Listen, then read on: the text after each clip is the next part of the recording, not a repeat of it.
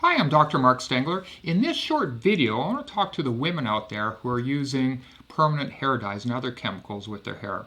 Scientists recently at the National Institutes of Health found that women who use permanent hair dye and chemical hair straighteners may have a higher risk of developing breast cancer than women who do not use these products.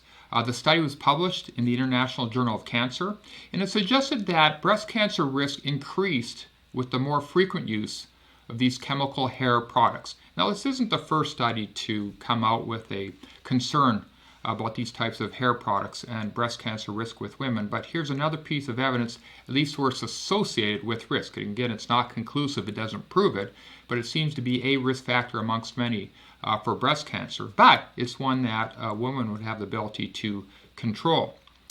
Key points about this study as summarized by the American Society of Clinical Oncology. First, women who regularly used permanent hair dye in the years prior to enrolling in the study were 9% more likely than women who didn't use hair dye to develop breast cancer. Among African American women, using permanent dyes every 5 to 8 weeks or more was associated with a 60% increased risk of breast cancer as compared with an 8% increased risk for white women. So that's a huge difference there. And there might be some genetic factors involved. Women who used hair straighteners at least every 5 to 8 weeks were about 30% more likely to develop breast cancer. So we know from research that chemicals found in human hair dye have been shown to cause breast tumors in animals exposed to these chemicals. And we know that hair straighteners contain formaldehyde, which is a known carcinogen. So it's one of those things where women really should consider using the more natural hair dyes.